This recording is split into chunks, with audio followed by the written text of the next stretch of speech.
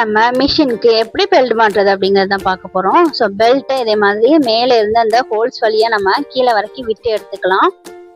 விட்டு எடுத்துட்டு நம்ம ஃபுல்லாவுமே இந்த மாதிரி அந்த வீல் ஃபுல்லுமே சுற்றி எடுத்து எந்த அளவுக்கு நம்மளுக்கு வந்து மீதம் வருது அப்படிங்கிறத பார்த்து அதை கட் பண்ணி விட்டுக்கலாம்.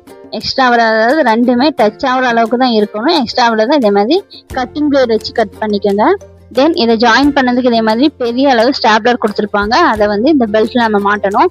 ஸோ பெல்ட்ல இதே மாதிரி ஹோல் போட்டுக்க போகிறோம். இதே மாதிரி நல்ல ஒரு ஸ்ட்ராங்கான ஊசி வச்சு தட்டி விட்டு ஹோல் போட்டுக்கோங்க. இதே மாதிரி ரெண்டு சைடுமே ஹோல் போட்டுட்டு ஒன் சைடு இந்த ஸ்டாப்லரை மாட்டிக்கலாம். ஒன் சைடு மாட்டினதுக்கு அப்புறமா இந்த ஹோல் வழியா நம்ம அந்த பெல்ட்டை வெளியே எடுத்துக்கலாம்.